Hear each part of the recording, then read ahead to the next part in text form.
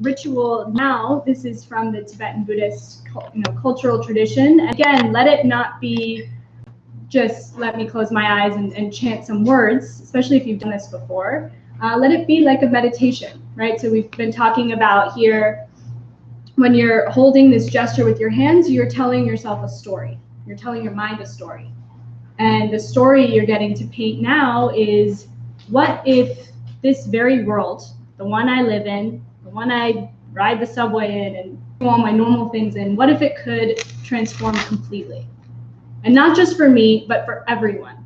What if every single being I came into contact with was free completely of suffering, all three types of suffering, and close to what would bring them freedom? And we try to hold this in our mind for the whole thing. So it becomes like a meditation. And then offering, that's an offering. You're giving that away, whatever beautiful vision you can paint in your mind. You're giving that away to the part of your mind that is here to listen, to receive some sort of wisdom.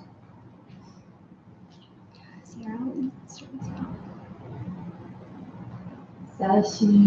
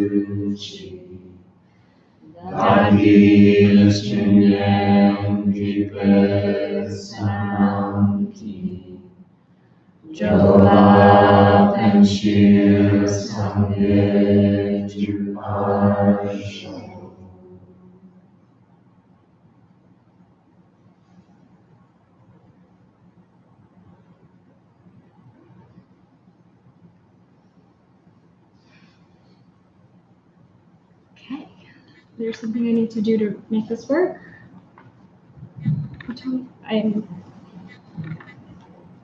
One moment. I'm clapping, right, Brett? After you start recording. After I start. That would make sense. Give us a second. Okay.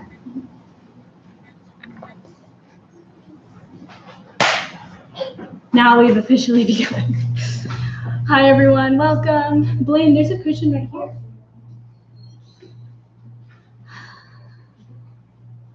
Hello.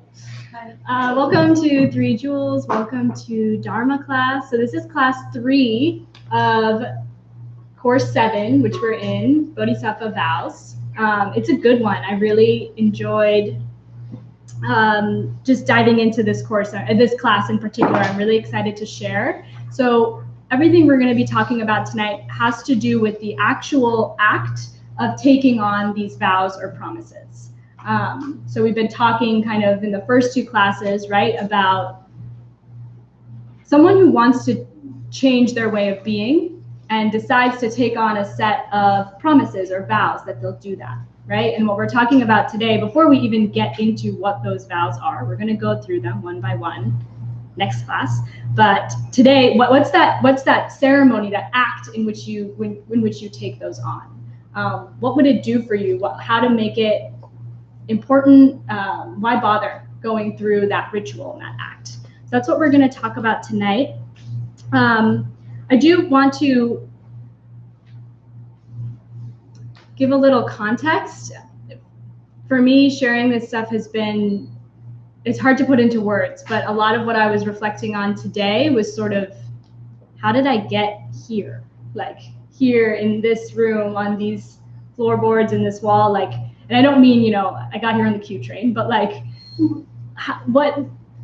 how, like, why are we all here out of all the places and things we could be doing in New York in 2020 on a Tuesday evening? What's bringing us all here together? And I'll share my story in case there's an element of commonality in it, but also because, well, you'll see. So for me, I wasn't interested in investigating the source of my reality. That it didn't pop into my head, right? Like one day, like, oh, things are fine. Let me investigate where the source of my reality comes from. But that is really what we're doing in these classes, in these courses. That's the reason they exist. So I ask that you think about sort of what's the journey that it took you to get here? Because whatever you're here for, there's some part of you, that's why you're here. Where does it all come from? And so for me, I didn't need to do that because I was handed like this really nice slice of life, right? Like if I reflect on my life, huge privilege, amazing education, thank you. Like amazing education. I went to this school, which was not for normal students. It was for students on the higher range of the human IQ, for gifted students. And it's just incredible opportunity. My mom is a teacher, everything I could have wanted in childhood. Really idyllic, boarding school, idyllic. Got to go to college in New York City, graduate, trendy startup job, full bustling social life. Things were good. Like, I was young and in my 20s. I'm still young and in my 20s, but I was younger and in my 20s, and things were great. I didn't hear that, but no, things were really good. I was hitting all the milestones, right? Like I got the degrees, Brad feels me, and I had my fun too. Like Brad knows because we went to college. I had, my nickname was Stoner Soups. Like I had a whole, I had my fun. I had this escape. That's where I went for refuge when it all got a little too much to handle. Right? Like that was life. And I was like, cool, I can work with this. Until I couldn't, right? For me, now I can reflect on it as this blessing that I got such a big suffering in my life. Like, the kind of thing that just dropped on you where you're like, wait, now what do I do? Like I couldn't, it was so big, it was so scary. I tried getting at it from every angle. Like I tried to use my brain and my education. I tried to use money and doctors. I tried to use getting high, that didn't work. I tried to use friends and family, like, right? That kind of suffering where you're like, wait, I'm every angle I'm getting at it, what am I missing? And so for me, that's what hit me. That sort of started to get me closer to that. Let me investigate my reality, because this was this one part of reality that didn't go according to plan, right? That I couldn't make sense of. And I was remembering actually this moment today when I was on the train commuting to work. This was before I found 3 Jewels. It might have been a few weeks before I found 3 Jewels, but I have this vivid memory of sitting on the train. And this panic started to set in because I had this thought of, if I were to take all the thoughts I have in a day, probably 95% of them are about me and this pain that I'm feeling. I don't know where that thought came in, but it just occurred to me. And that was scary. Like that was scarier than the pain I was feeling, right? That thought of 95% of my thoughts are about me and my pain. And then you're right. I don't know if anyone resonates with this feeling, but it's like, you know, being at the bottom of the can and you can't even see the top. And so for me, that I really connect that feeling, that moment I had, that sinkingness, with somehow it. I don't know. A few weeks later, I was out on a lunch break from work and I passed the 3 jewels, and I passed a sign that said free meditation at lunchtime, right? And if I weren't in such a desperate state, I wouldn't have followed that sign. I wouldn't have gone up and sat with my eyes closed for 20 minutes. Like, why bother? So I don't know your story and what brought you here, but I meet so many people I've met here that are incredible. It is that flavor of like you hit a wall, and nothing else is working. And so basically then what happened for me, it wasn't that I just came here and started meditating and everything perfect, you know, got perfect and better. What happened for me was this. I need a pen. It really was. I mean, the meditating helped for a few weeks, like, but I think probably just because I was, I don't know, resting a bit, like glorified napping, right, during the day. And I was just at least getting a break. But that wasn't actually what helped. What helped was the first time I heard the pen thing.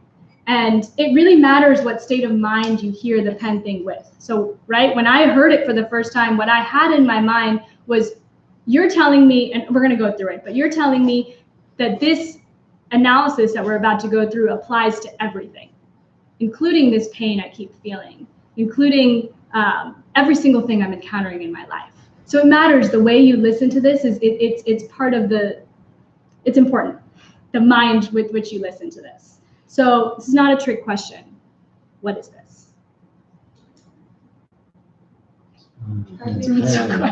It's a Muji pen, right? The best Muji pen ever. The best Muji pen ever. Yeah, everyone was so quiet just now. What is this? It's a pen. Okay.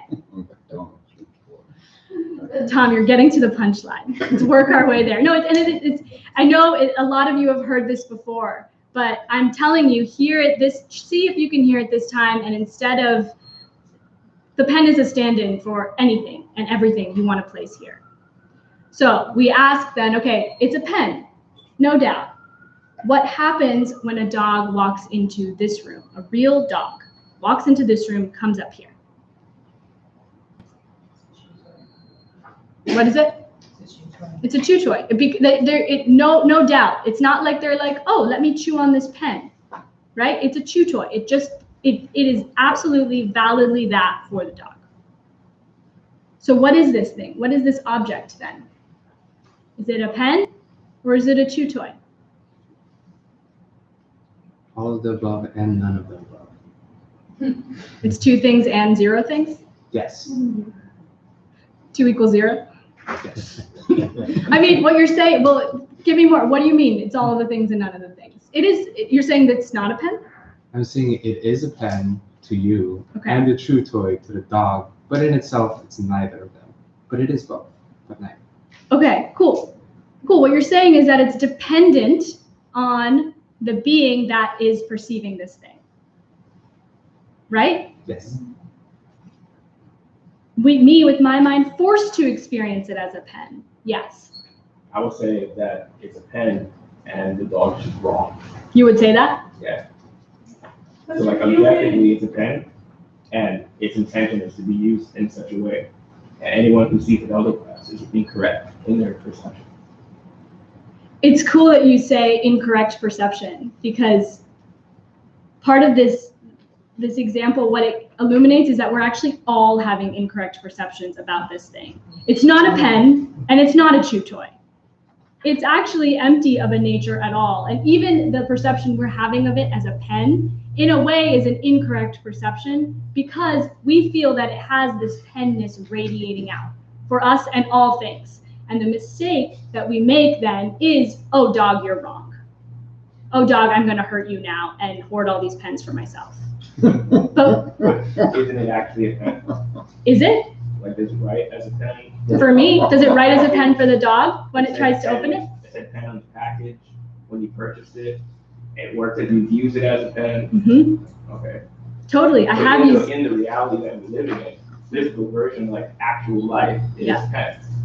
So if someone else came and they're like, oh, what a great flower, it's really not though. Like even if in their world it's a flower, Uh-huh. that doesn't function properly here in the world that we're living in. So does a bee who experiences this flower as food not live in this world, in this reality? Is the bee not experiencing reality? No, but that's different than pen. I'm saying Why? if someone said that the pen is a flower, Mm-hmm. it's not. So if the bee thought that the pen was a flower and tried to use it as food, it would be wrong. It would hurt the bee. It would have ink. I see what you mean. So, but for the dog, is it hurting itself by chewing on this thing, which for it is forced to be a chew toy? It's not like... I guess, but then again, it's also not a human. Sure. The consciousness of the dog is completely different than ours. Exactly. And that's exactly what we're getting at. What makes the consciousness of a dog consciousness? And what makes the consciousness of a human consciousness? What I'm proposing with this is that it's the way that being is forced to experience reality. For the dog, we're wrong. What are we doing with this beautiful, chewable thing? Why are we writing notes with it? That's crazy. For the dog, in the dog consciousness reality, that's completely how this object functions. And it can't help it. It doesn't choose to, right? Otherwise, of course, dogs would write little love notes to each other. It's fun to do that, right? Of course, I want to eat flowers. That would be cool. It's not a choice. It's like this spontaneous arising as soon as I see this object, otherwise empty of a nature. That's what I mean by empty, right? That it's not that it doesn't exist, just that it doesn't exist coming this way for everyone in that particular way. So what's filling in the line? What's filling in the lines? What's coloring it in? You did this, cool. Yeah, it's your mind, it's your consciousness. It's what was in your consciousness already. Right? We call that karma. The things that have moved in your mind for a long time. Every time I've looked at something like this, I've thought, without even trying, pen. So of course, when I pull this out of my bag now and I look at it, it's a pen. And same with dog and chew toy. Right? It's not like it's not that it's getting it wrong. It is a chew toy for a dog, validly, because it's empty of a nature. It's empty of being some way by itself, existing by itself, self-existing. Yeah. Karma and emptiness. So for me, and we're gonna keep playing with this idea, but I offer it because it was hearing this concept, the pen thing, karma and emptiness, with a mind that was sick and tired of my reality, which was scared because I didn't know how to make the pain go away, right? With that motivation, hearing wisdom, the way things actually work, that started to do something for me.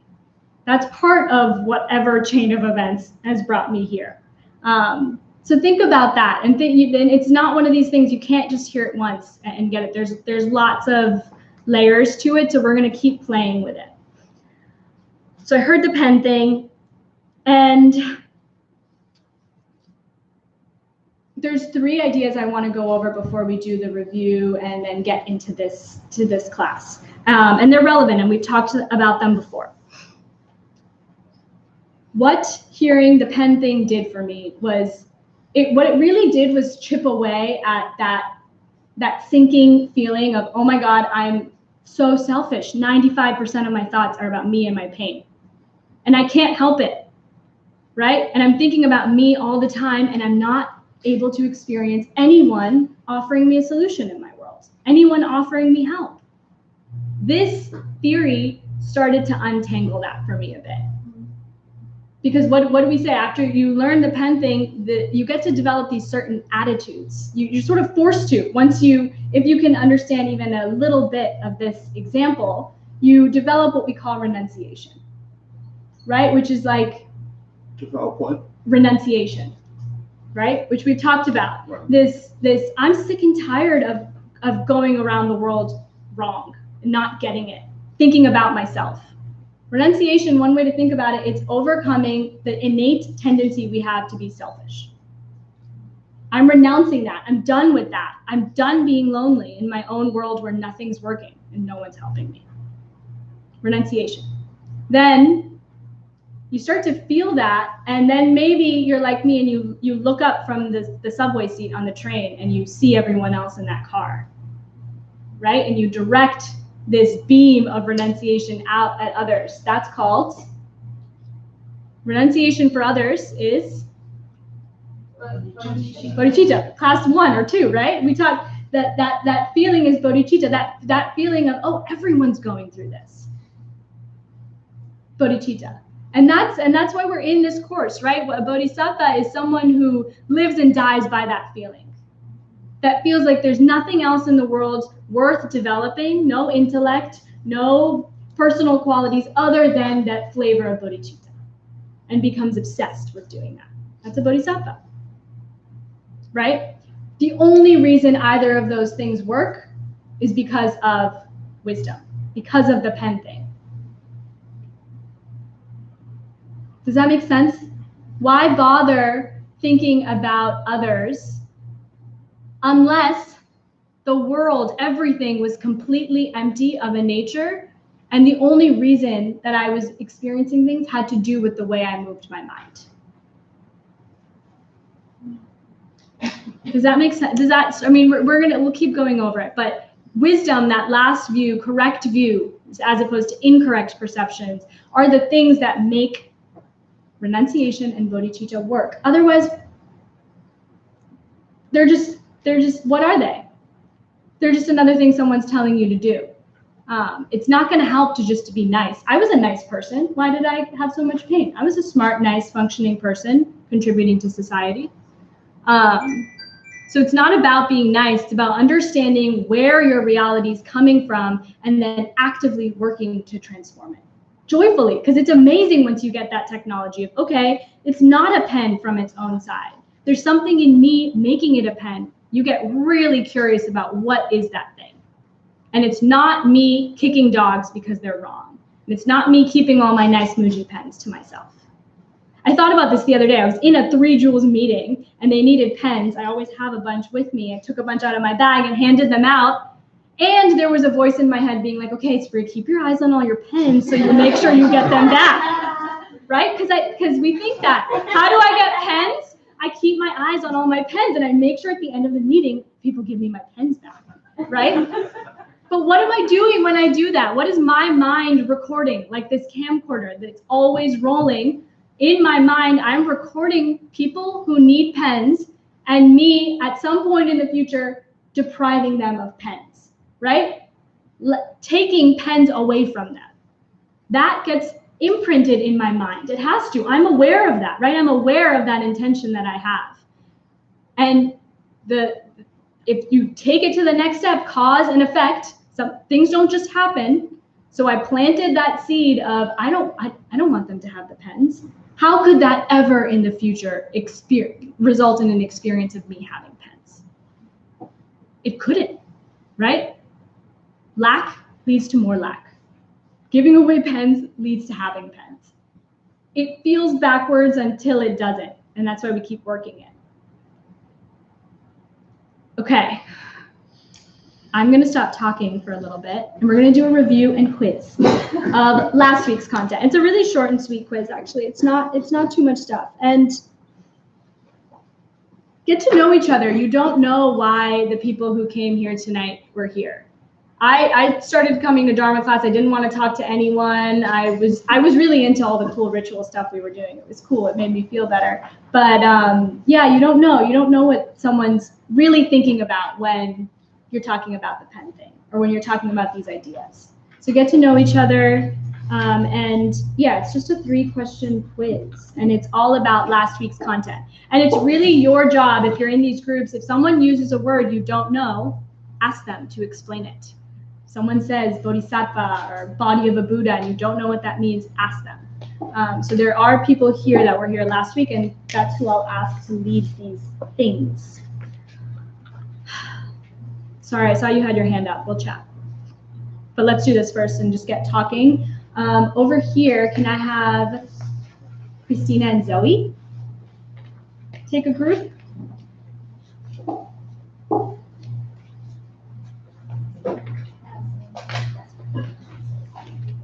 Quiz and answer key. Stephen and Emmett, this middle section. Answer key quiz. And short, so let's just do 10 minutes. Okay, did I not give, oh, I gave Jeremy for your local. Yeah, it's right here. And then Sarah and Diego, can you handle this back corner, and Hector? We'll do 3 big groups. Or should we do 4? Are you back now? Yeah. Okay.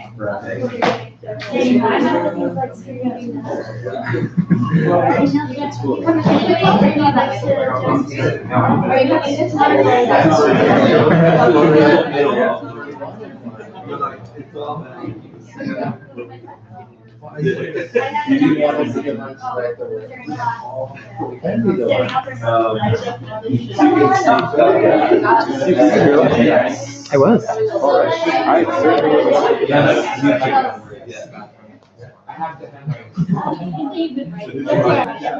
You want to take the lead on this one? Yeah. I just need to try.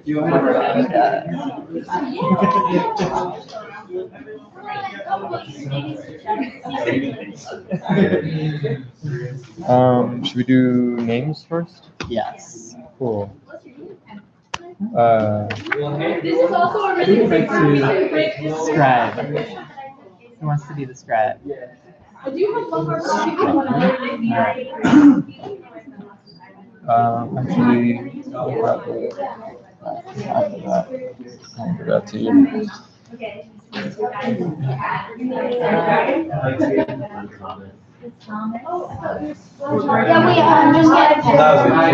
one big group. Mine's gonna take a little side group. It's so big.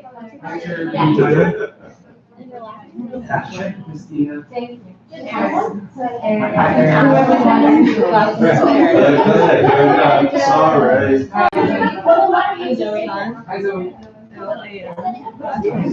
I'm leaving. I'm leaving.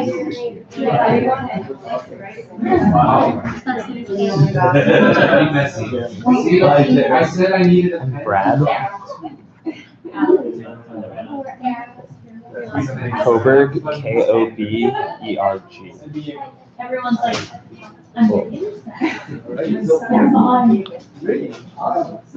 Emmett, Barley,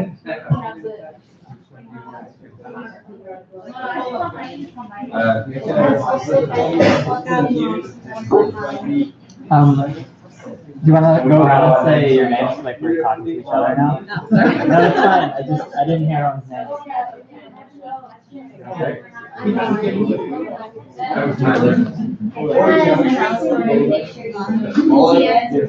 Brad, Emmett, Steven. You said Tia? Tia. Cool. All right. Who was here last week? Okay. Awesome. We're gonna rely on you guys. All right. Name and describe the 3 different types of morality. I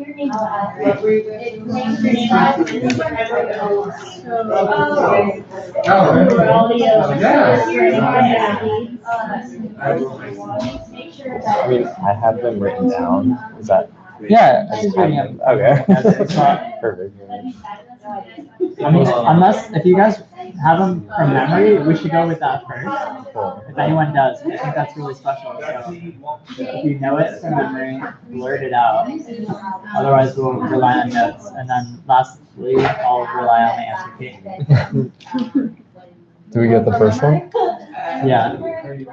You know it from memory? Okay. Is it Praktimoksha?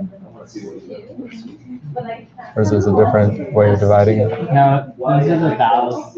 They're asking for something different. They're asking for 3 different types of morality. So, yeah, I guess continue and we'll get a sense of it. So the first one was refraining from bad deeds. And they're saying it's the morality of refraining from bad deeds. Can you speak some thoughts? And to go more into detail on that, they said, making sure that you are never sullied by committing any of the 10 bad deeds or breaking any of your vows. You got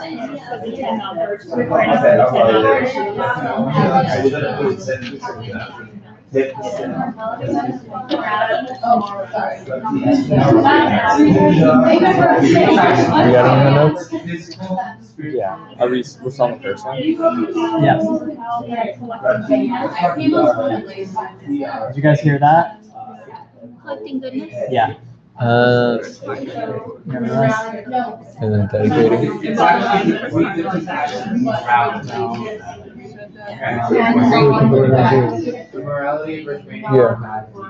For the benefit of it.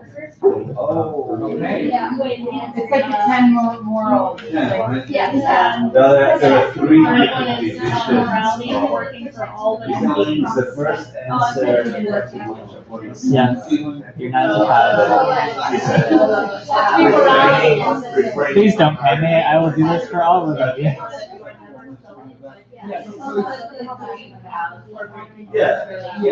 So a little more detail about the second one when they say the morality of collecting goodness. Using various methods like performing the 6 perfections to collect masses of merit and wisdom into yourself. And then the last one, the morality of working for living beings. Keeping the above 2 specifically for the benefit of every living being. So the way you can think about this is it's kind of weird wording, but if you just think about not doing bad things and start doing good things, and doing those 2 things with the mindset of I'm doing this for all living beings, not just for myself. Alright, number 2, you want to read it? Name and describe the 4 wonderful qualities of the Bodhisattva. Is that a 40 minutes to your house? First one that you keep them in front of us. Yeah. Just stop being Did you guys hear the question? Yeah? Yeah, so the first one is, Keep in front of others, and the second one is well, not just in front of someone, but taken from another. So someone actually gives you the vows. What if I every person that's hungry watch you and then they all get full of fine food. Okay, 2 more minutes. Well, that, yeah, it's called pure intention. So you can think of it, there's consideration and there's shame. That's kind of the feelings that these 2 have. Consideration is like when someone gives you a vow, then if you were about to break a vow, you would think of that person that gave you the vow, and you'd be like, I'm not going to do it because that would be inconsiderate. And then the second one is shame. It's like, I'm not going to do it. I'm not going to break a vow because I have the pure intention to keep the vow myself. Like, I'm not doing it for the sake of myself. Which and that number. You guys remember two?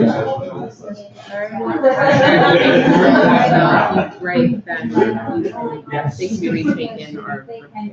Yeah. The 4th one is that you don't need to worry about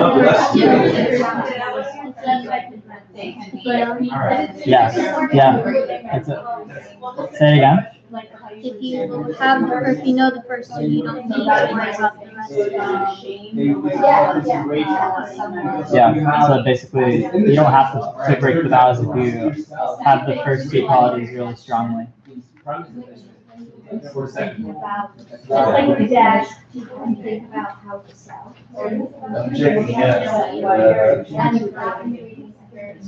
The shame, consideration,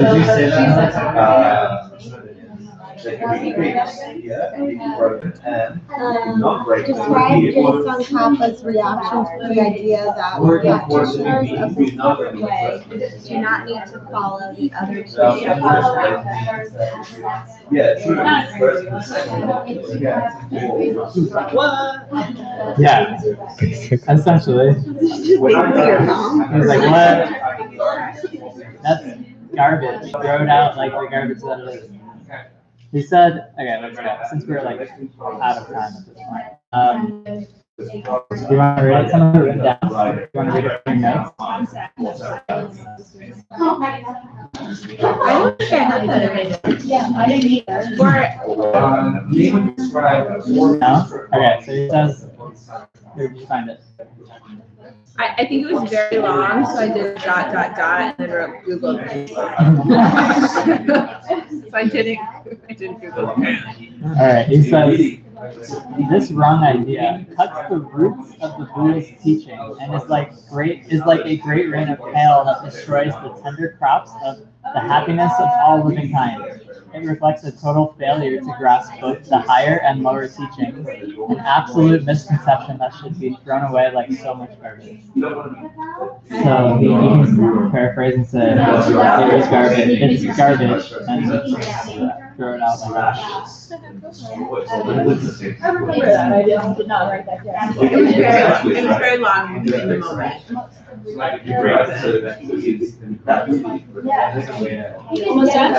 Cool. Like that guy doesn't mince words. I will. You keep it so then you can. All right. Well, being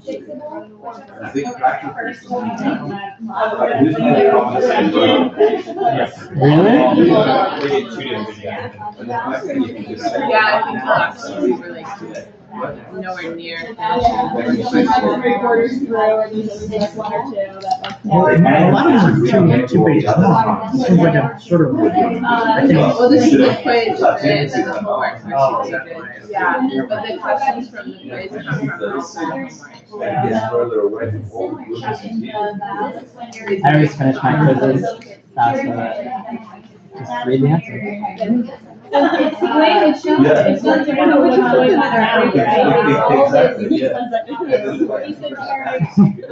mystical garbage. We should practice under the name right? This is an advanced practice. So we just do it now, right? And so And you've been introduced to how debates generally seem to go in this tradition. Usually ends with something about that harsh. they're not following basic morality. Yeah. Living in the All right. I'll give this back to. and saying that really isn't practicing morality. I have to figure out what I'm going to do here. So. You needed to charge? Do you want me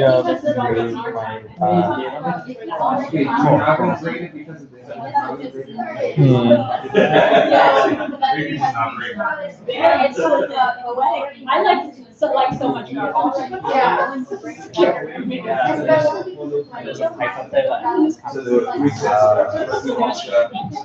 Bodhisattva. Oh, so you don't have to just. Yeah. That's what you don't have to take in the first place. And You've already Tsongkhapa was, you're already not going to really out respect for the person You're already, like, you've already thinking that that could happen. You've already had a center that you bring that already But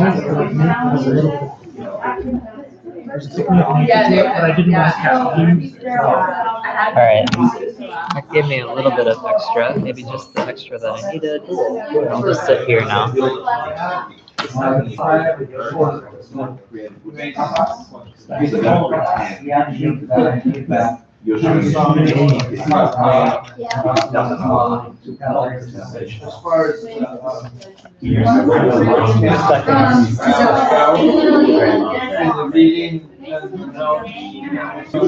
Okay, we are going to come back together.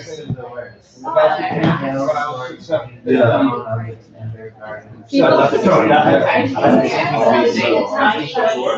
he was like reading about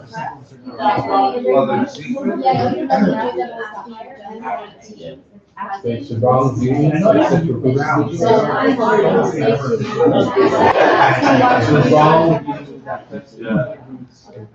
So that's. All right.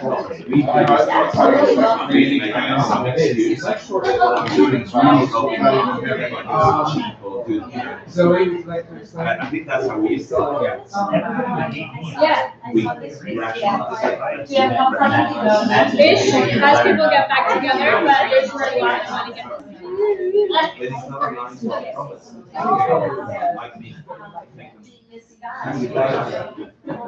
Or it's so weird, I feel like.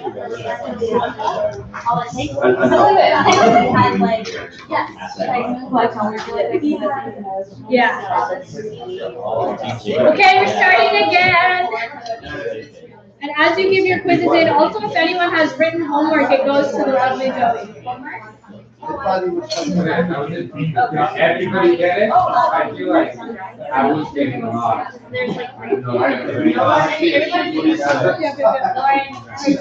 Lauren always has her homework.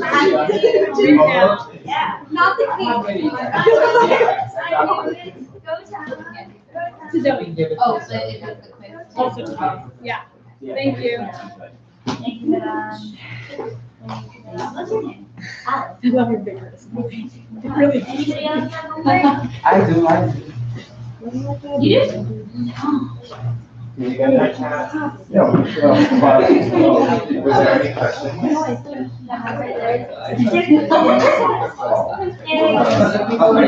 If you do have homework, you can just raise it up, I'll grab it. Or quizzes. On the drive? Okay, we're moving on. I sent you the drive. Oh, okay. Oh.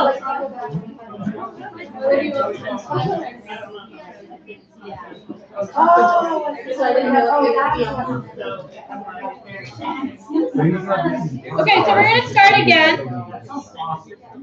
I don't have all the quizzes. So all quizzes go to Zoe. All homeworks, if you wrote them out, go to Zoe. Is anyone completing their homework online? Yes, Allison and maybe some others. So did you see in my email, I sent a link to the Google Drive, where if you were completing the homeworks online, you can just directly upload them to the Drive. Yeah, and if you haven't gotten the email, come talk to me after class. You can always email ACI@3joules.org. You can just upload it directly to there if you want to do them online. And I got some questions about the homeworks and the quizzes. They're not required. Neither are the readings. I heard from some people they were stressed that they hadn't done the reading, and that's fine. That's there. It's available to you depending on the type of learner that you are. So I was a super nerd. When I got to this stuff, I was like, cool. Seems like I can get enlightened if I get all my homeworks and quizzes in. And I learned that that's not necessarily the case. It could be. It depends on the mindset with which I do this stuff. So it's not impossible, but they're there as a tool for you if that's the way that you review and remember things. Also, if you are interested in getting certified for this course, we do ask that you complete all the homeworks and the quizzes. Someone asked me, because we were going to have a vow ceremony at the end of this, oh, if I want to take vows, do I have to have completed all my homeworks and quizzes and meditations? And it's like, yes and no. You don't have to. We're not going to turn anyone away at that ceremony. But how amazing would it be if you showed up and you knew exactly what you were promising to do, right? And you had no doubt in your mind, no, I understand why I'm making this promise. And I even know the mechanics of the ceremony I'm about to walk into. That's what we're going to study today. What are the parts of this vow-taking ceremony? So it actually, I think it can be really beautiful to, and it's a beautiful imprint you make in your mind too, right? You're charging this thing up. If you have all this energy of, oh, I did all this work, I did my homeworks, I did my quizzes, I meditated on this stuff. Well, what's the result of then taking on these promises going to be? Stronger imprint, bigger result, cause and effect, right? There's lots more detail on that in course 5, and we'll keep going over it, but it makes a difference to just show up and decide to take the vows versus study them. Put your mind on them, put your energy on them, and then show up and be like, I'm taking the vows. Yeah? So that's logistics, yes. Do you accept late work? I accept all work at any time. Like I didn't do the work for my first few ACI courses. And then one day, like the pen thing sort of clicked, where it's like, okay, it's not just like a fun analysis we're doing. It's saying that every single thing I do with my mind matters. Every time I see myself saying things, doing things, or thinking things in the world, there's a result. Then doing the homework became really attractive, and I went back and I did it for all my courses. It's like, yeah, I want to get this stuff. I want to start to feel this stuff and not just know it. You can do it at any time. Yeah, late is totally fine. Okay, so now a lot of you have had time to look at this. What is this image? What do you see? A woman with a feather in her hat. A young woman or an old woman? The young woman and the old I can see woman. both.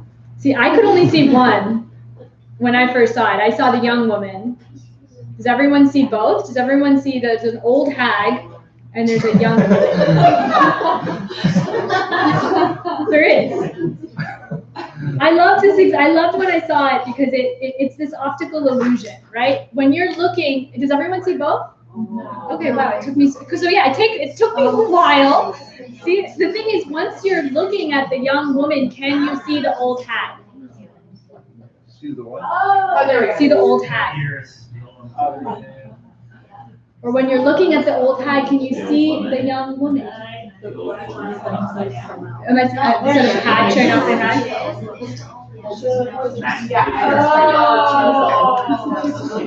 Old hat. Old hag, but old woman is what I'm going to change. Because I'm pretty sure it's sorry? There's a young woman and an old woman. There is. There's a young woman and an old woman. What do you see? They're both there. I see a woman like dark. Turning away, right? Yeah. Yeah, and then there's also a woman there with a large nose facing down, chin tucked in a bonnet. The choker collar is her mouth. Oh my gosh. Oh, okay. When you see it, you can't unsee it. It's there. And I love this. Like I love the you can't. No, and that's really what this is saying. That's the point of Buddhism is that there is this reality that is right underneath this reality right here.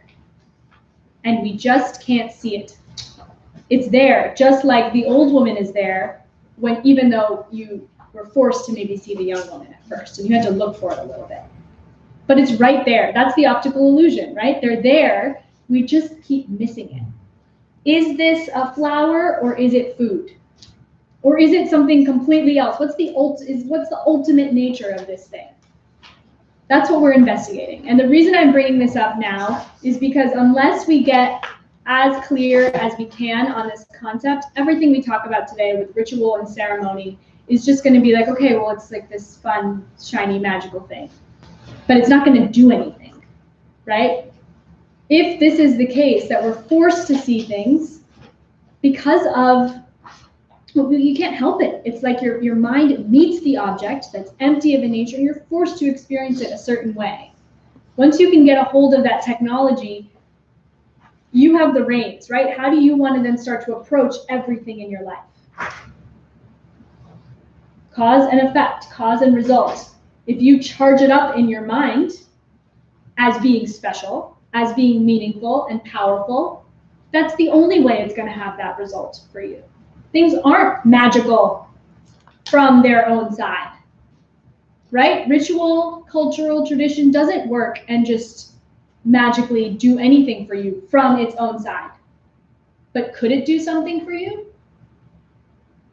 Is it an old woman or is it a young woman? Is it a pen or a chew toy? All the possibilities are available. It depends on what is loaded in the projector, in the mind. So we have to work with that today. Otherwise, this is just going to be a class about like, here's a fun, Tibetan Buddhist ceremony. Let me tell you the steps. And it's not that. So we make things magic. Yeah, we can. We can make anything magic. How? Creating the causes. Create the causes. And how do you create the causes for magic? You bring magic to other people in their worlds. You show them that they're more than they think they are. You reveal the extraordinary underneath the completely ordinary in everything. And then you're forced to experience magic. And you've had these moments, right? Everyone's had those moments. You like walk down the street in New York and you see a random sign and it's like a message to your heart, right? Like those secret signs. Or you have those moments where you're like, oh my God, what's going on? Where do those things come from? How do you create more of them? For me, the person who was showing up in pain here, I was told, be moral. That's how you create magic. Stop hurting people. Start helping people. Start getting really obsessed with helping people. That's the only way to create magic. 3 moralities, right? Stop hurting yourself and others, start helping others, and then charge all of that up with the wish. Right? The wish. We're going to go into that now. So who remembers? This is class 1 or class 2? The 2 flavors of bodhicitta, the 2 divisions of the wish. Bonus points if you remember the Tibet. Thought or prayer. Don't remember the Tibet. Nice. Thought or prayer. Munsem. And action. So we're dividing this wish to get enlightened, to wake up to this hidden reality that's there all the time. It's here underneath it all. Old woman, young woman, to wake up to that, and not just for ourselves, for the sake of all beings. The mind that wants that, we talked about the 2 flavors of this. Munsem being, I want that, I wish I could feel that. The state of mind that wants to feel that way. I'm happy this makes you happy because we've already seen this slide. So I'm happy this slide's making you happy, Tom. This is from class 1, right? We're just revisiting it now because then the second division is the wish in the form of action, of I'm going to do something about it, which actually means taking the vows, making the promises. You become a bodhisattva by deciding you want to be a bodhisattva, by saying you're going to do it. But we're revisiting this idea now in this class because question 1 on your homework is going to be about how you can actually have 2 different ceremonies for these states of mind, right? You can actually take on the wish, as I wish I could feel this way. And you can take on the wish as an action. I'm going to do these things. I'm going to keep these promises. Does that make sense? That division there. My experience, I actually did kind of take them separately, right? I told the story of like every so often we do have ceremonies here. The first time I got the email of, oh, come take Bodhisattva vows, I didn't feel like I had the truest motivation. So I didn't have that wish in the form of the wish yet. Like I thought it would be cool to do that, but I didn't like dream about it every night, or it didn't infuse my every moment. So I sat on that email for like a year, practicing the vows. You can still practice these things to try to develop that wish. Oh, I wish I could feel so strongly that I'd want to go to a ceremony and declare, I want to become a bodhisattva. I want some meaning in my life. So I sat on it for a year. My teacher waited 9 years practicing this stuff before then the actual ceremony, the wish in action, taking the vows. Yeah? It's, I wish I could be an astronaut, and then enrolling in astronaut school. NASA.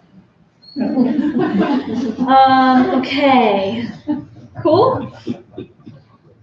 2 ceremonies, and so there's a lot of, if this is interesting for you all, there's a lot in scripture about the value of both. So like Master Nagarjuna talks about the value of actually taking on both ceremonies. Lord Atisha does. And then Jason Kappa, right, the person we go back to for everything. We're like, okay, where's the right answer? You look at what Jason Kappa said. And he says that if you can actually take both of these flavors on, it makes the vows more firm in your mind. It charges them up more. So if you were to take on this ceremony, you're kind of taking on both flavors of this wish in the Bodhisattva vow ceremony. I wish I could think that way all the time. I wish I could always act like that. And I'm going to do it. I'm going to take on promises. Okay. Munsem Juksen. Cool? Okay. So now for the ceremony itself. So the ceremony has 3 parts in total, and some of the parts have more parts. So the first part is the preliminaries. It has 5 parts to it. And so you'll see this is like a theme in Tibetan Buddhism, that it's all about the preparation. And it's not just a theme in Tibetan Buddhism, right? You go for a run, you warm up first. It's silly. You're going to hurt yourself otherwise. So the preparation in so many ways is actually more important than the main event. So you start with the preliminaries. We're going to go into those. There's 5 preliminaries. It's called Jorwa in Tibetan. Then that brings you to the actual ceremony itself, the main event, called Nyushi. Okay. And then you have the conclusion, called Jukchok. So 3 parts to the ceremony of taking on Bodhisattva vows. I was talking to Jeremy earlier. I don't know if this is the case for all of the vow ceremonies. I'd imagine it is, but this is definitely the case for a Bodhisattva vow ceremony. 3 parts. Right? That just to help contextualize. But again, remember what are you doing in a ceremony? You're moving your body in a certain way, you're saying certain things, you're having certain thoughts. Body, speech, mind, moving. It's just karma. It's like you're just planting karmas, hoping that they're gonna flower later. When are they gonna flower? When I'm on the subway, when I'm at work with the annoying person, when I'm in a fight with my partner, right? What do we get to do in a ritual or in a ceremony? All of those movements become amplified because it's this special thing that you've been studying for, right? On this day, it's happening. It's elevated in your mind. It's like when you go through your day knowing you have a big date later. Your mind is elevated and brighter, right? Everything takes on a different quality. That's all you're doing. That's what's happening with the ritual as well. You're just planting that karma deeper into the soil. So the result is bigger, better tree. Yeah? Okay. 3 stages of the ceremony, escalated motivation. Cool. So we're gonna go into the in detail of each of these 3. Small little tangent before we get into the preliminaries. Relevant tangent. It's question 4 on your homework. Is who can actually give you these vows? So you'll see the first step in the preliminaries is you have to ask for them. You have to ask someone for these vows. So we're going to go over who's the type of person that could actually give you these vows. Yeah? So, long list here. Take what resonates with you. But who can grant you the vow? That the person who gives you your vows can be ordained or unordained. They don't have to be a monk or a nun. But why would it be better if they were? Intention. There's Okay. context of like what this means to you, and they can cater to like your wants and needs and goals in taking the religion. Because they're ordained? Or unordained. Yeah, because they're ordained, I think. I mean, I guess it doesn't necessarily matter because it's about your intention. Yeah, I think you're overthinking it. Like, they've studied what you've studied and have certification. Exactly. I mean, yeah, it's just that that if they're ordained, they have a set of vows, they're watching their morality. They have an ethical code, right? If they're ordained. That's it. Like, that they've tried to watch their mind and keep ethics. That's the reason it would make it better. For you, in your mind, you see them as someone for whom ethics and morality are sexy.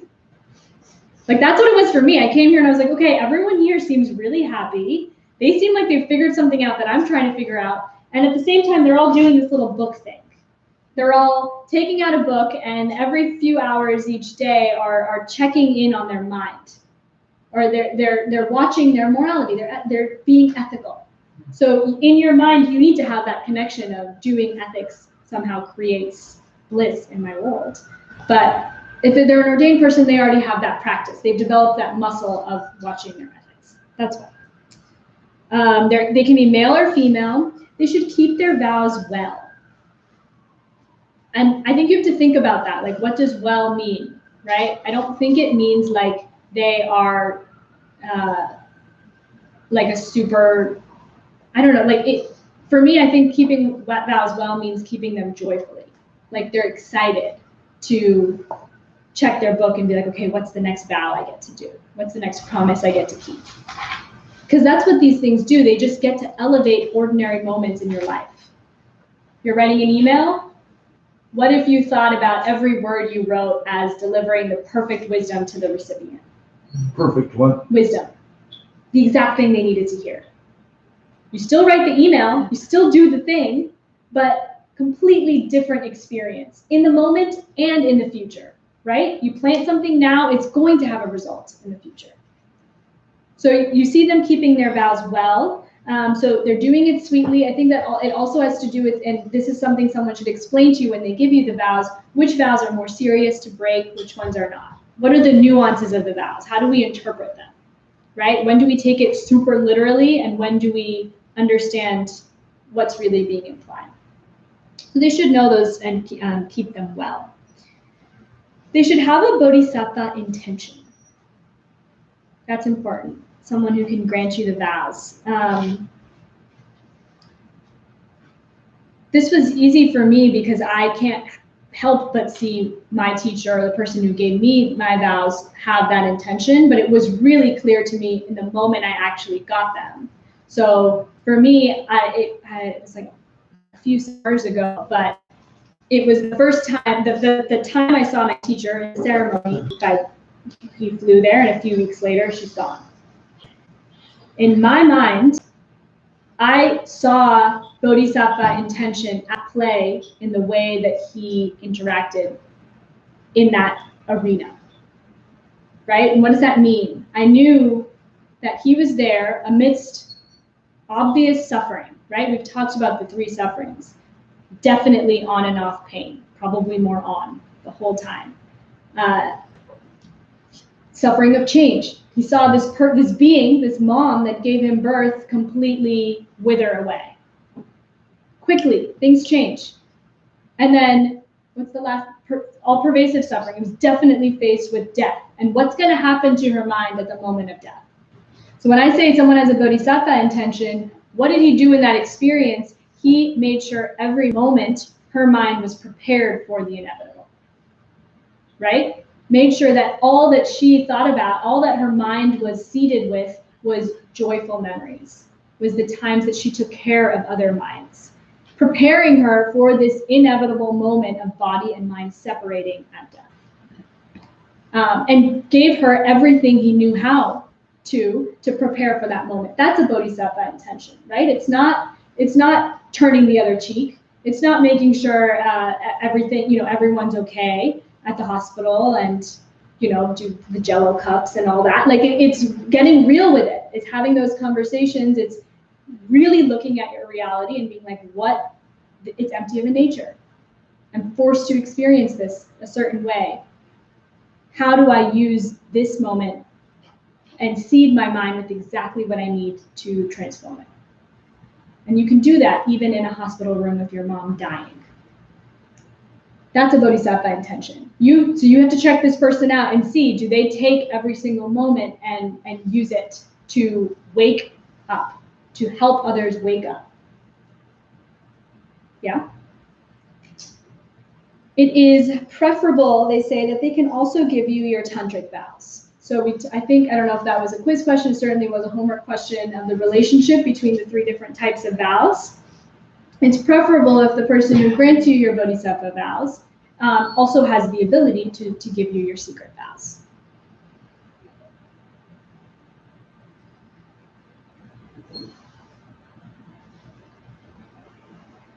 Cool. They should know the ceremony well. They should know what they're about to do. They should be able to explain it to you. Oh, and I want to bring up the point that there is a version of this ceremony that you can do without a lama or without a teacher. They say like you could just sit in front of a Buddha image, and if you had the intention, if you had the Moonsem and the Juksem, and you could make these promises and commit by yourself if you knew the ceremony. So I just want to bring that up. You don't have to receive them from someone else. But if you were to get them from someone else, these are the types of things you should look for in that person. Okay, and then be able and willing to bring up the student. Like, it's really beautiful. There's this thing where your teachers can never give up on their students, no matter what.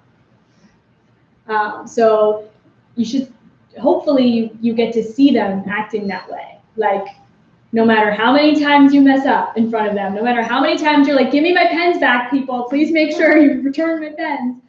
They still love you. They still teach you. They still move your mind to the highest wisdom and love all the time. So they're able and willing to bring up a student. And I like this too, because it means it's someone that you have a relationship with. Like, hopefully, you know, face to face, day to day. So maybe, you know, like the Dalai Lama fulfills all of these things, but are you able to work one-on-one for the Dalai Lama to bring you up? Maybe you are, that'd be awesome. But that's something to think about, right? Can they meet you where you're at in your reality, in your day-to-day, and have a relationship with you? Because that's what teachers are. They're relationships that take you somewhere. So that's something to think about. And then the last portion of who can grant you the vows, they say it's someone who should not have denigrated the 6 perfections. As in someone who should not have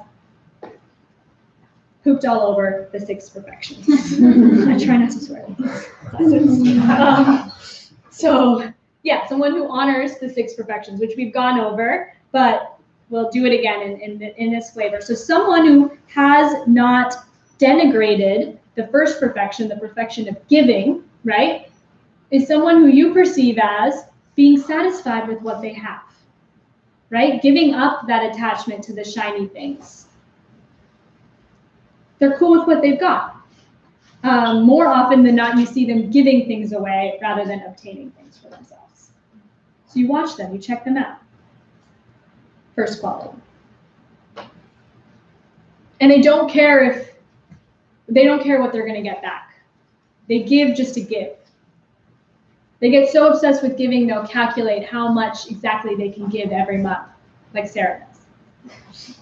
I love that story. I think it's so beautiful that they develop that attitude of any time someone asks me, can I give? Of course I can.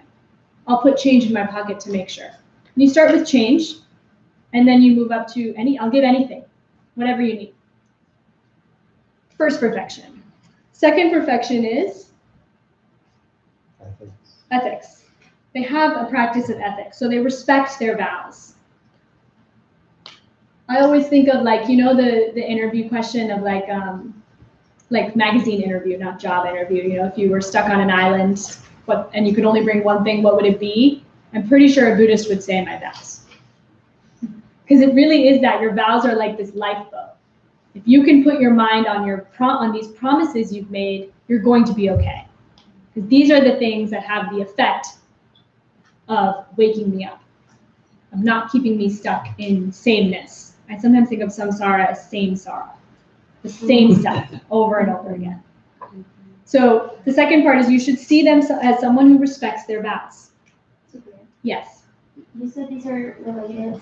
I didn't hear how you said they're related to the 6 perfections. So this list of 6 that I started numbering, they're all qualities of someone who can give you your vows, and they're summarized as that person should not have denigrated their 6 perfections. And this is like this is how it was given. Yeah, yeah, exactly. Like, this is what you should see them being and doing. You should see that they don't easily get angered, right? Because the third perfection, the perfection of patience. Remember the emoji, cross sign, angry person? Not getting angry, even when you should. So there's someone that you see that they don't lose their temper, even when they should. Even when they should.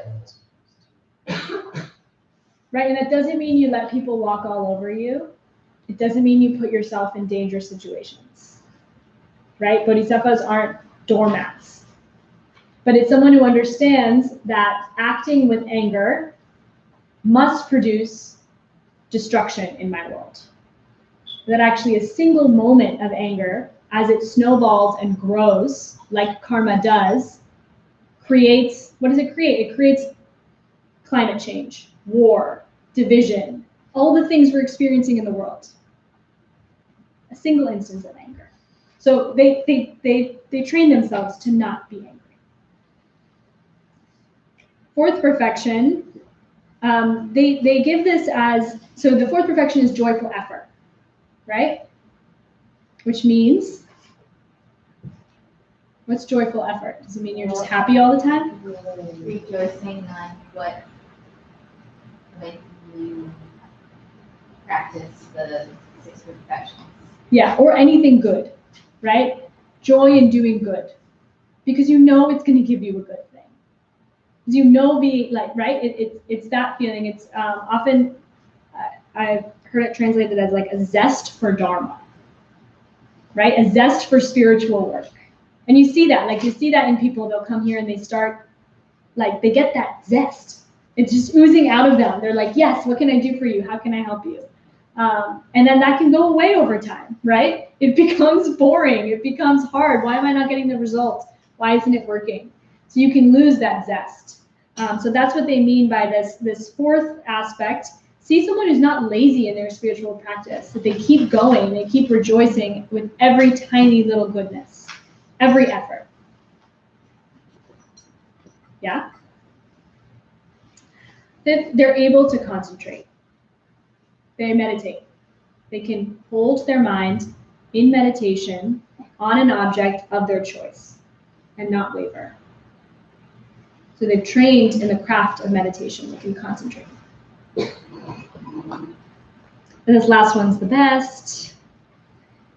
This is their language, not mine, straight from the scripture. They should not be spiritually stupid. I think about it more as spiritually impoverished. But right, like what does it mean to be spiritually stupid? Basically not living in karma or cause and effect. Yeah. Being ignorant. Yeah. Being spiritually stupid is thinking that my pens will come back to me if I keep my eyes on everyone and collect my pens. That's spiritual stupidity. That is a low spiritual IQ. It's not an understanding of cause and effect. The only way I get pens is by giving away pens. That's how pens appear in my world. That's wisdom. Opposite spiritual stupidity. So it's someone who you see acting in accord with cause and effect. Someone who you see investigating everything around them and being like, okay, is this empty of a nature? Does this thing have to be that way? Is it always that way for everyone? Someone who you see investigating their reality that way with wisdom. So these are all the qualities of some, yes? I just was gonna say, like, I feel like it's funny when I go to like say some kind of like spiritual thing or whatever, and like you see they're dressed similarly to other spiritual people because they think that's what spiritual people look like. Yeah. That to me is like, oh, like they're thinking that applies to you're not spiritual unless you look like this. Yeah. But like even that is empty looking. Mm-hmm. Like it can be in so many different ways. Like, no, it's not like that. It doesn't. The two aren't mutually. Yeah. Which is why I loved being like secretly spiritual for so long. Like, you know, now I wear the mala and everything, but like I liked that I could come here and could just absorb this stuff, and then I didn't tell anyone. I was meditating, or I was doing the pen thing to every single thing in my life. It's a complete internal shift that you're doing. And being spiritual doesn't mean going around talking about spirituality, but it does mean when your friend comes to you being like, hey, my boss at work is on my nerves. It's the flavor of the advice you give that friend is what makes you spiritual or not. Do you tell them to report the boss to your supervisor? Do you tell them to yell back at the boss? Or do you tell them to look at themselves and clean up their own act? One of those makes you spiritual, one of those doesn't. It doesn't matter whether you're wearing the mala or the out there, whatever. So that's what that last one is. Yes, thank you. And I feel remiss, I have to say, okay, what if you don't have a person like this in your world? Like this is a long list of someone to check off all these boxes. So they say, as many as possible.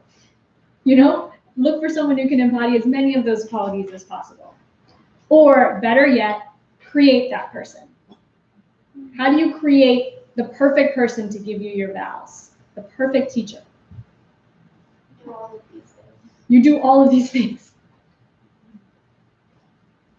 Yeah, that's it. And then you'll be forced to see someone completely ordinary, someone you don't even associate with 3 jewels or dharma or spirituality, somehow showing up in your world and you're like, whoa, they're a bodhisattva. Whoa, they know the details of this ceremony I want to take. I mean, really, that is how it's going to happen. That you have to create that person. And if you already feel like you have that person, you want to keep them around. How do you keep teachers around in your world?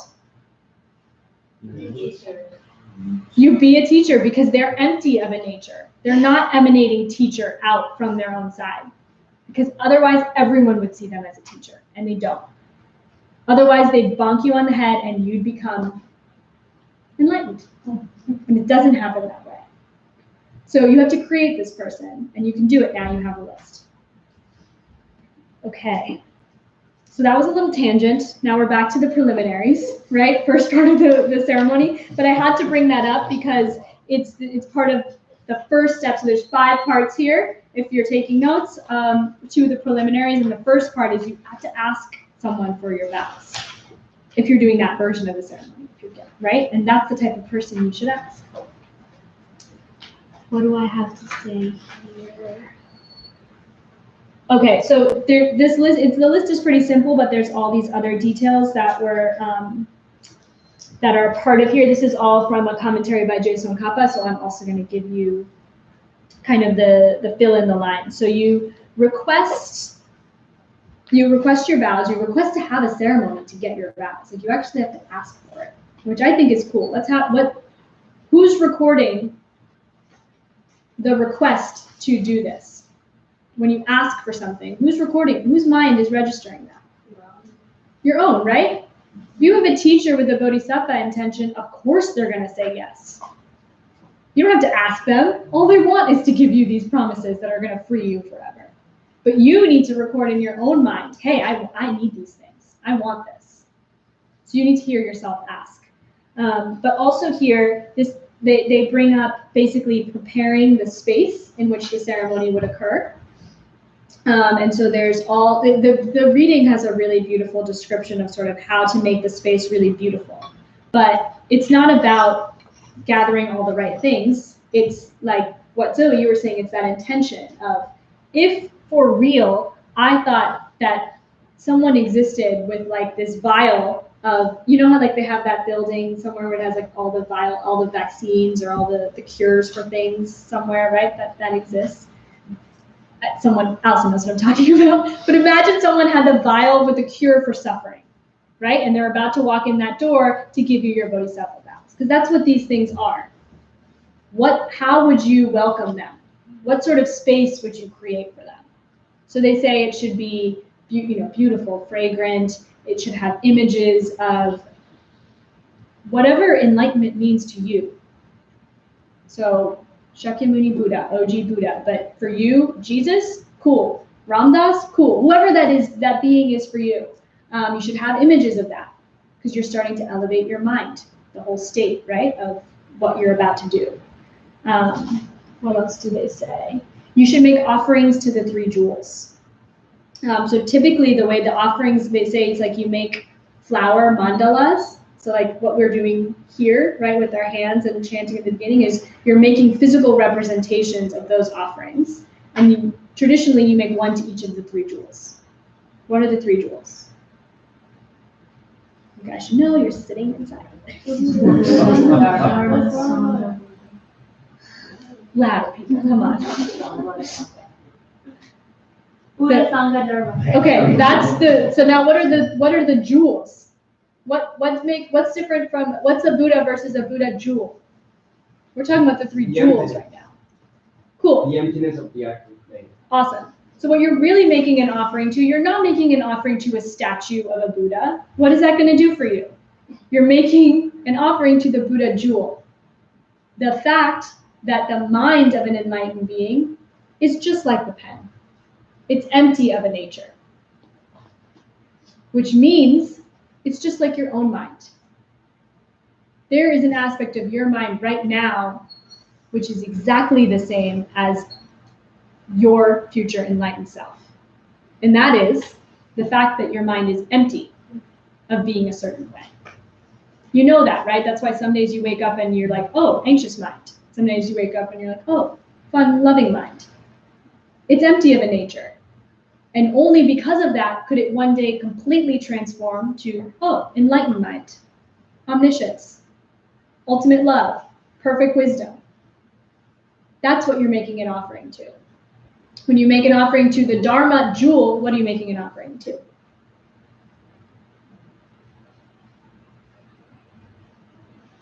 The emptiness of the Dharma? The emptiness of the teachings, right? Like these are just words on a screen. Someone who comes in here who doesn't understand English, what is this going to do for them? Right? If books could save you, why haven't they saved you yet? So you're making an offering to the emptiness of the teachings, of the fact that they too are empty of any sort of meaning other than what you're forced to experience them as. So could they be the perfect letter that delivers you to bliss? Sure. Or they could just be words. So you're making an offering to the Dharma jewel, and then what's the Sangha jewel? Community. Sorry? The actions of the community. Exactly. So like the Sangha, you hear it tossed around in spiritual communities as like, as the spiritual community, right? As these people who like to hang around together and be weird together. But that's not what the Sangha jewel is, right? It's, imagine you could see each other for who you really were. Like these beings crawling into this room in 2020 New York City. Like, what are we really doing here? Every single person here is empty of a nature.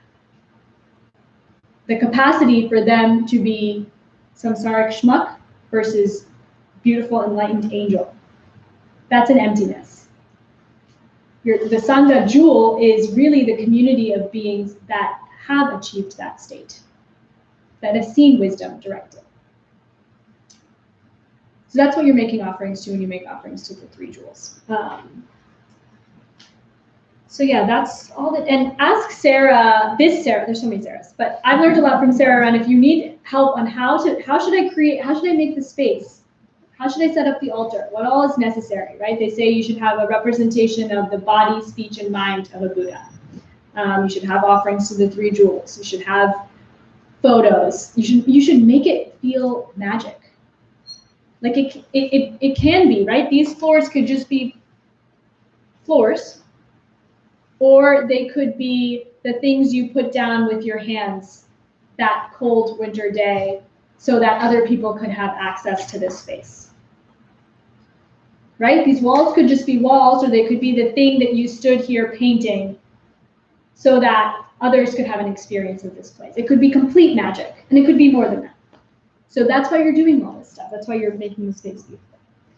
I need to hurry up because it's already 9 o'clock. So that's step one. Step two, you invoke all the Buddhas and Bodhisattvas.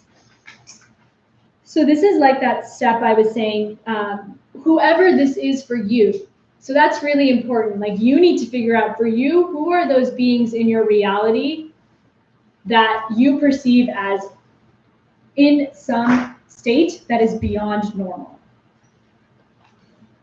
They're no longer dealing with suffering, any three of the sufferings. It's whoever that is for you.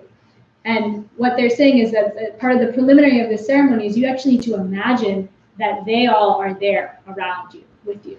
Their minds are. Right? Again, whoever that is for you. This is important. So what would be the effect of invoking those Buddhas and Bodhisattvas for you? What's the result? Why bother doing that? Motivation. Okay. To see that there is something to work for. Mm-hmm. There's a lot of reasons. I'm looking for one specifically. Trying to see that they're there. Cool. They really are there. For what's possible, so you can see what possible that you could get there too? Exactly, like who is going to register the seed of being outside of suffering? Right? I said suffering, I'm sorry. I did. I thought you said imagine the people who are suffering. Oh. I was like, yeah, to work for them. So sorry about I mean, that comes later, yeah, totally. But what I'm getting at here is, so by invoking these enlightened beings, who's that having an effect on? Which mind is registering that, right? As being person outside of suffering, right? That's a seed in your mind that you're planting. And then it gets even bigger because you're saying, here, come watch me do this thing. Come watch me make this promise, right? So it's like you're planting, it's like you're fertilizing the soil in which you're planting things, right? You're charging it up because you're saying, hey, I want you, enlightened mind, to witness what I'm about to do. I want mind outside of samsara to witness what I'm about to do. What must be the result? My mind, somehow, in some future time, has to flop out of samsara. I just planted the seed. Yeah? Okay. So you're invoking all the Buddhas and Bodhisattvas. You're really thinking, because they don't have bodies the way we have bodies. They could be here. Right? There's that so you have to develop that relationship. This one's cool. It's the third one is just that you request that the vows be granted quickly. That's really it. You're kneeling on your right knee for this whole ceremony, so like you really are going to feel it at some point. We're like, can this happen, please? I'm ready. But yeah, in the text it says the exhortation to hurry is the like direct translation from Tibetan. I didn't know what exhortation meant, so it's this, requesting that the vows be granted quickly. Yeah, that's part of the, we're still in the preliminaries. This is preliminary of the ceremony. Step 4, you feel joy for the vast virtue you're about to collect. Right? Like this is like you get high on your own supply. You're like, yes, I'm about to do this. Like you get that rush. You have to feel joy.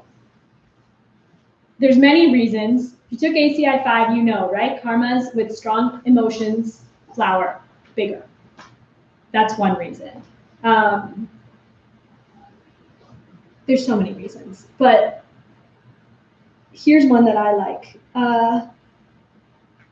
If you understand the pen thing, or if you've played with karma and emptiness enough in your mind, there's no way you could not feel joy, because what you're about to be given by getting the Bodhisattva vows is literally an instruction manual for creating paradise. Like it should naturally bring up joy in you. So that's step 4. Feel joy for the vast virtue you're about to collect. You can also think about it. Remember, we talked about the code word collect last class, the 2 collections. Anyone remember? Merit and wisdom. Merit and wisdom, cool. Right, so remember we talked about the 6 perfections mapping to the 2 collections, but you have the opportunity to actually collect something of value. No longer collecting all these things that are just they're going to change, they're going to disappear. Now what are you collecting? You're collecting the causes to see your mind and your body transform completely. Right? We talked about the collection of merit results in the mind of a Buddha. Collection of wisdom, body of a Buddha. Collection of wisdom resulting in the mind of a Buddha. So feel joy for the vast virtue you're about to collect. And then the last step of the preliminary is the teacher asking you, do you understand the vows? Which is part of why you do your homework, right? You should say with confidence here, yes, I do. I understand all 64 of the vows I'm about to take. And then they ask you, do you intend to keep them all? And here they say, what you should say here is, I really think so. I'm really gonna try, right? Because you don't want to lie. I mean, you don't want to plant the seed of hearing yourself say you're going to do something you're not going to be able to do. So have it in your heart that, yes, absolutely, I will do this. Gun to my head, I will do it. But how do you answer? I'm going to do my best. I'll really try. Yeah. So that's all the preliminaries. That's actually the majority of the ceremony. It's like the foreplay. And then you have the actual event, which is actually not that long. It's a lot better if the preliminaries go. It's a weird, maybe a weird thing. But I mean, it's sort of. But really, this is the actual event. It's just this. I remember when it actually happened, I was like, oh, that's it? Like that. It feels like that. The teacher asks you if you want the vows. They'll ask you 3 times. And you say that you do want the vows 3 times. And that's it. I don't know, it's cool. I've talked to a lot of people recently about like, oh yeah, I wonder why it's 3. And I've heard in a lot of different traditions, like this act of repeating it 3 times. Like there's something in the Jewish tradition where it's 3 times. I know in Islam, you can actually like divorce someone by saying the word talaq 3 times. If you just say talaq, talaq, talaq, you're divorced on the spot.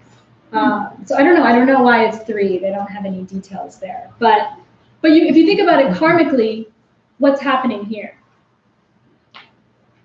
Does that have anything to do with Jews? I don't think so. Okay. I think it's to be probably with Jewish. Yeah. Or a triangle. Or triangle or the Trinity. I don't know. I don't know in that way all the connections. It's really cool, but I could feel confident saying karmically, what's the difference between asking for something once versus asking someone 3 times? The deeper seed. Exactly. What? It's just a deeper, planting a deeper seed. It's like you ask someone out on a date once or you ask them out 3 times, right? It's showing how much you want it. It's making it important to your mind. Yeah, but then I got a restraining order.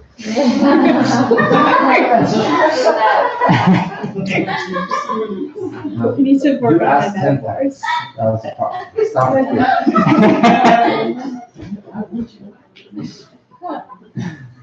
Actually, we're going to be fine on time. Okay, so that's the actual event, that's the actual ceremony, and then you have the conclusion, which has 4 parts, which we'll get into.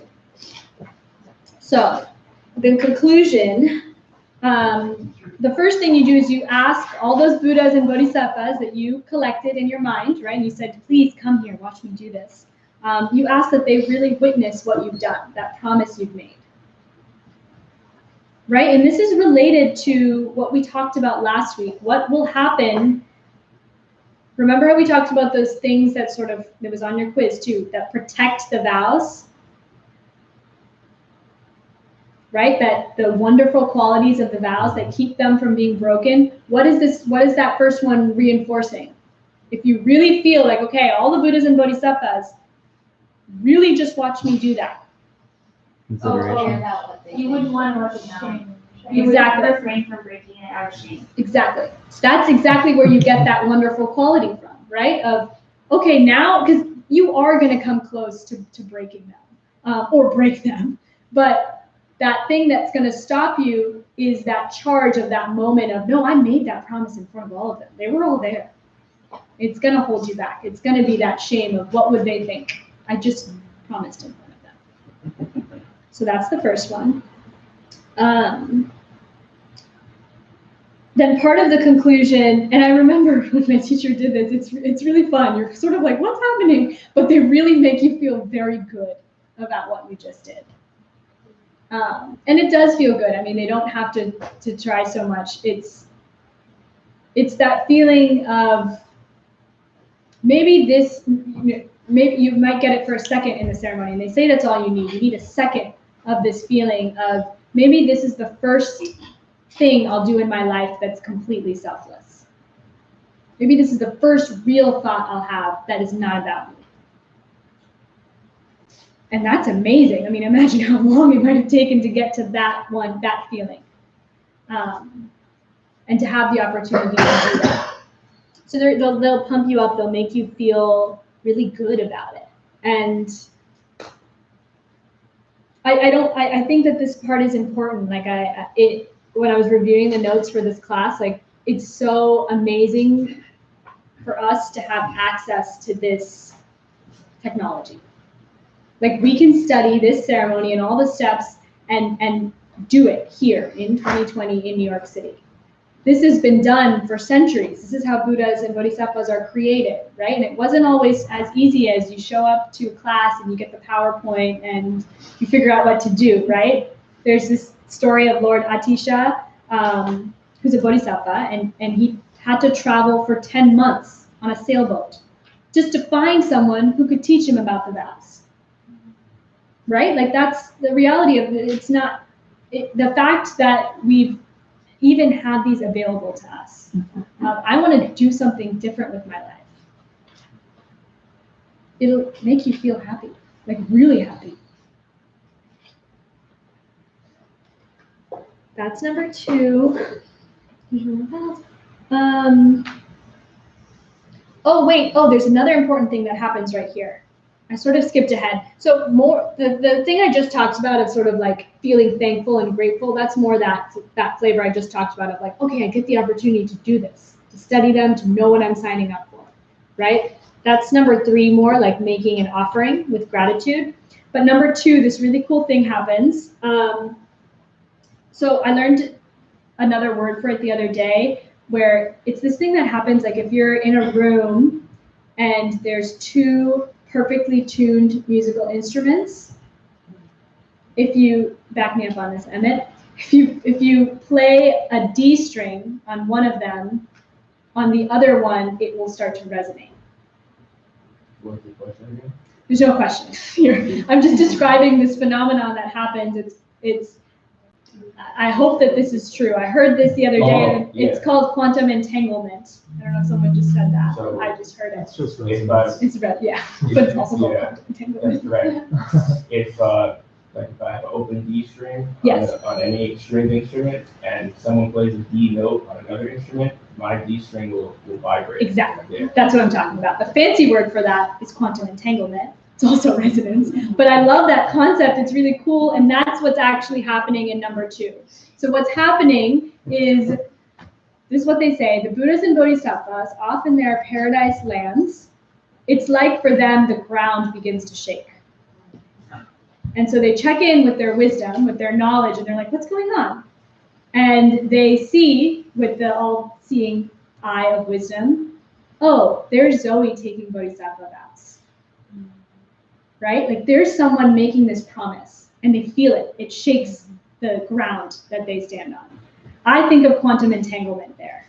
Like someone has plucked that string of bodhicitta perfectly, it resonates and they'll feel it. And so they say here, part of the joy of what you've just done is that you become this being that Buddhas and Bodhisattvas watch out for. Right? Remember when we did that passage, the children of the victors? They become like a son or a daughter. The Bodhisattvas are sons and daughters of Buddhas. They grow up to become Buddhas. So they start to have, they'll hang around you. They'll start to take care of you more. That's all they do. But so that one's cool. I wrote in my notes, quantum entanglement. And the last one, okay, the last one's important. This is part of the conclusion. And the vow giver should talk about this and tell you this. Don't get weird, which basically means don't go around advertising that you just did this thing. And you have to think about why, right? Because you just did this amazing thing, right? The Buddhas and Bodhisattvas just felt their ground shake. Like, you just did this incredible thing. You just had this moment of selflessness, finally. Here, what they're saying is, don't go around weirding others out, because why? Yes, Maya. Because you don't want to be friends anymore. We'll officially unfollow you. I mean, it has to do with an understanding of their state of mind, right? It's saying I might disturb their state of mind if they don't fully understand why I just decided to do that. Right? Like, why did I just go and bring handfuls of flowers to this place and do this whole ceremony and snap 3 times and all that, right? Like, you're going to weird them out, which is doing what? It's potentially, for them, exactly, in a way that works for them, right? It's creating like this blockage between them and the wisdom that's going to deliver them from their own samsara. And of course you don't want to do that for someone, right? You want to keep the possibility of enlightenment available to everyone. And it might not be that, it might not be the language of enlightenment or Buddhism. It probably shouldn't be. But you wouldn't want to disturb the state of their mind. I mean, like, hey, this weird thing I just did. They wouldn't even get excited. They don't know the context. They don't know how important it even feels to you. Exactly. They'll just be like excited, like, oh, get free of it.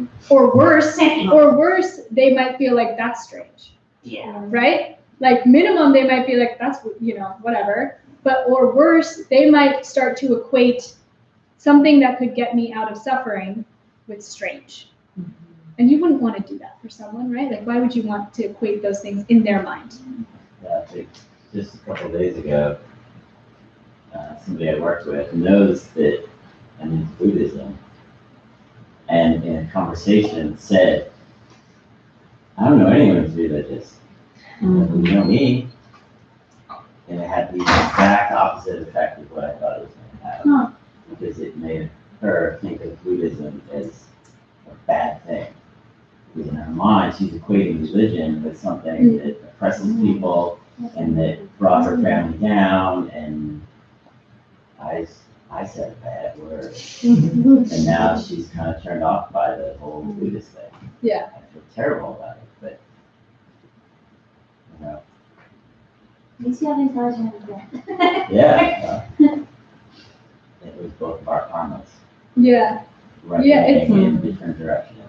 And for someone else, maybe what you share with them completely changes the way they think about Buddhism, right? Where you're like, hey, it has nothing to do with bowing to statues. It has to do with this pen thing. Let me show you. And that'll completely open, right? And so you don't know, but you have to start to be careful about that, is what they're saying. Did you have some question? Yeah, well, I was just going to say, I feel like it's actually qualified a little bit. She's got it 2 years. Like, you want to get a little weird, get people's attention. Skillfully weird. Skillfully weird, yeah. Almost like, Weird, but don't what tell do them you on mean? purpose. And they'll be like, why did you tell me? And be like, you don't. It has to do with others' minds, but it also has to do with the effect of your own mind, right? So doing things secretly have a bigger effect because it's amplified in your own mind, right? You can go around advertising to people, hey, I'm a really good person. I'm very generous, I'm very patient. Or you can just go about your life and internally be completely obsessed with creating those positive qualities.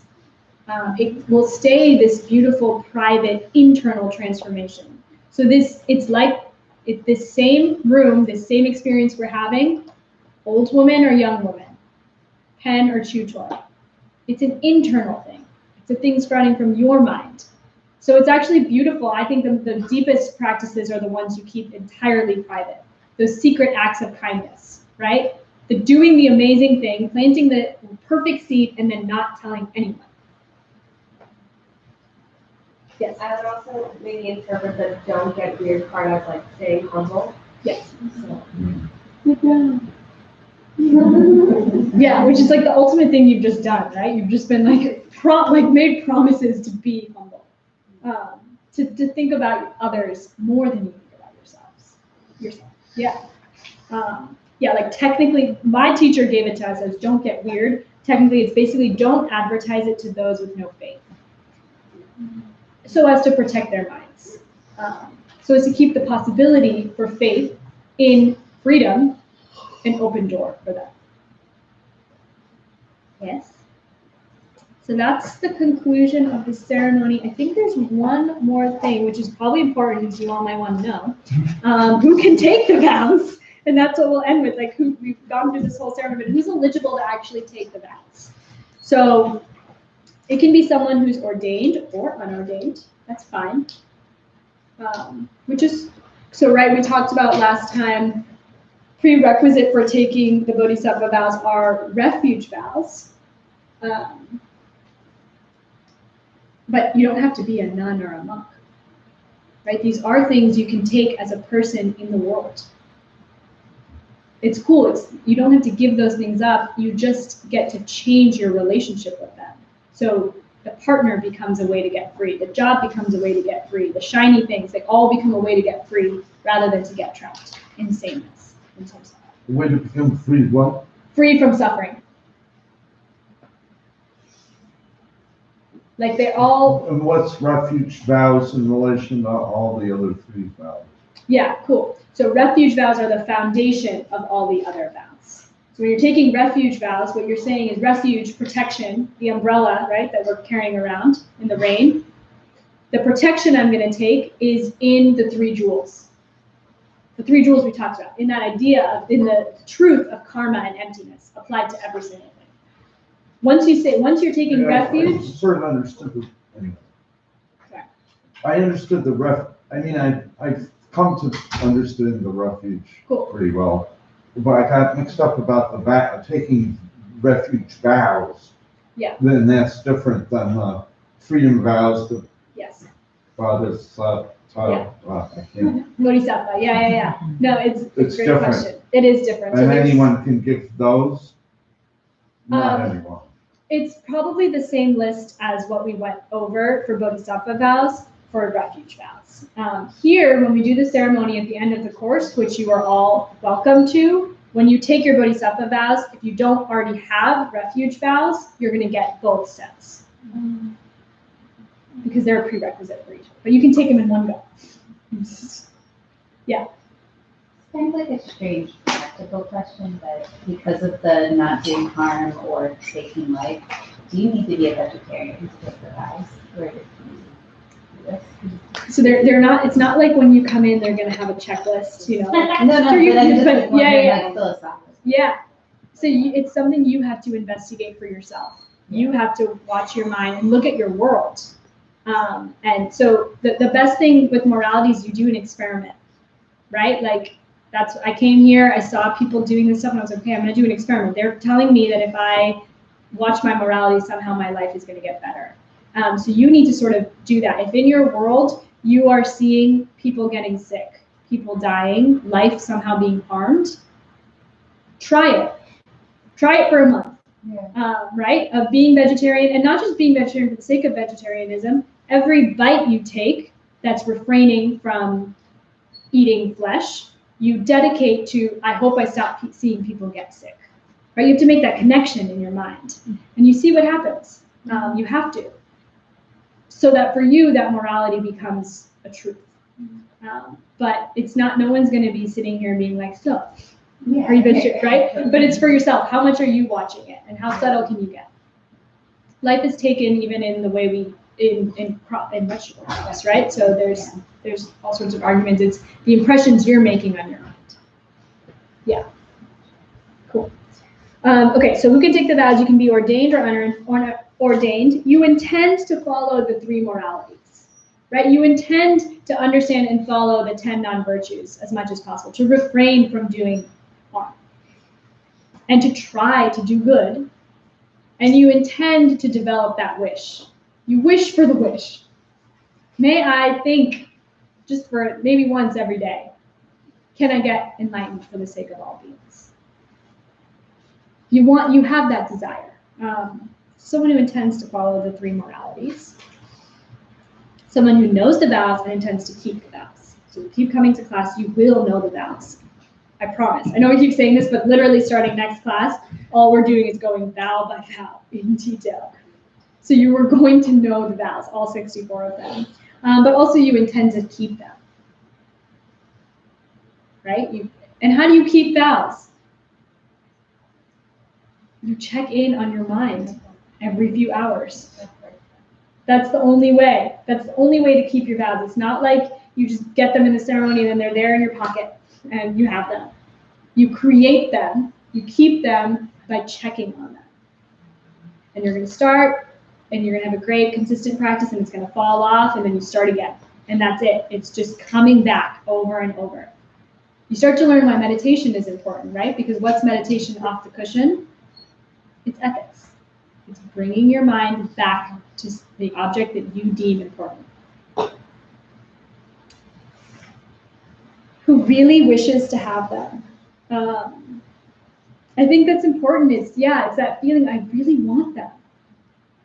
I had to wait a year until I had that feeling. My teacher waited 9 years before he had that feeling, no, I really want this. So they say, you know, there's no ulterior motive. There's no, oh, maybe then I'll be in with the 3 Jewels crowd.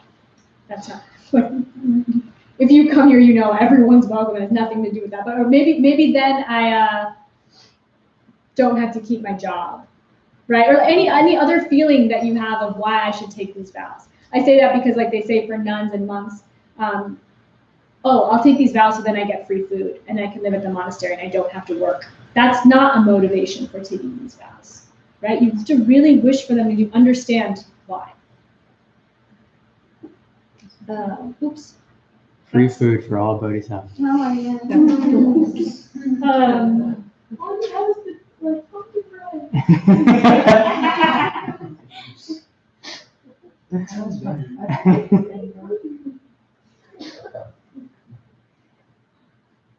Yeah, I think this is the last thing we have. I think of this last one as sort of really wishing to have vows is not separate from really wishing to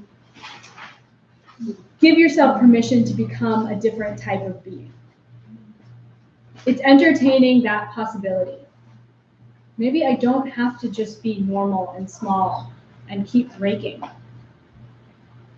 Once you get that wish and you actually give yourself permission to become the type of being, they say it's inevitable. At some point in your many lives, you are going to take Bodhisattva vows. You're going to keep suffering. You're going to keep hitting those walls until one day you're like, what do I do to stop this? And at that point, you have to make a promise to take care of all beings because that's the only way to stop it. So it's that wish and really wanting it. So that it's with the understanding, it always comes back to the pen thing. It's with the understanding that even the way I experience myself now doesn't have to stay fixed. It doesn't have to be a certain way. It could completely transform. Small proof, the way I experience Diego is very different than the way Diego experiences Diego. What? And the way I experience Diego is different from the way Diego experiences Diego. And one is not wrong. I can't help but see him pouring his life energy into making 3 Jewels function. I don't know how he sees it. Maybe he sees himself as exhausted and needing to eat lunch because he keeps skipping lunch. I don't know. But you have to play with that even this form of how I experience myself is entirely empty of a nature. Otherwise, taking the vows, it's just another thing you're collecting. It's just another cool life experience. Let me go to that ritual ceremony thing. It really is. It's not going to do anything. But with this technology of it's entirely empty of any meaning other than what I bring to it. And if you can bring the ultimate thing to it, the wish, the highest wish, right? That highest wish that we are trying to develop of I want to get out. And I want to take others with me. I want to do it for the sake of all beings. Then you just need a second in that ceremony, and it plants a seed that's unstoppable. I think I'm going to stop talking now. That's all I've got. That's the ceremony.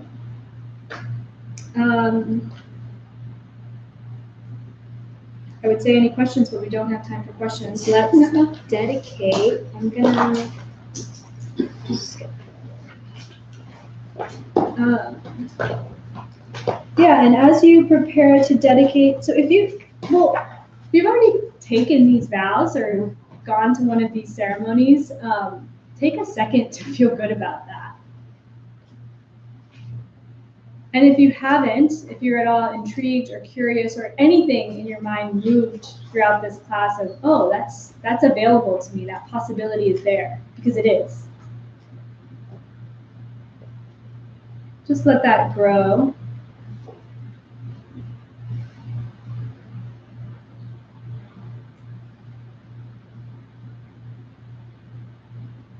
And imagine at least one other person in your reality who's yearning for that permission to be free, to be extraordinary. And if you can think of one person, you can think of two. And then you can keep going.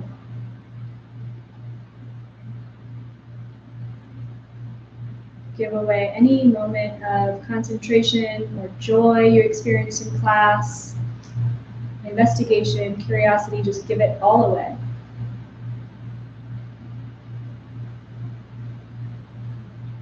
And Sarah, when you're ready.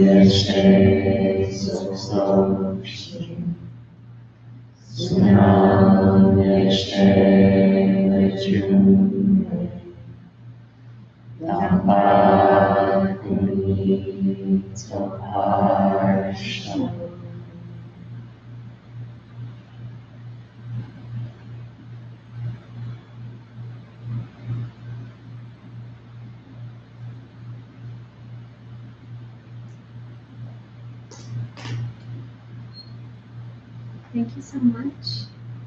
Thank you. Yeah, thank you. Thank you for giving me the opportunity to revisit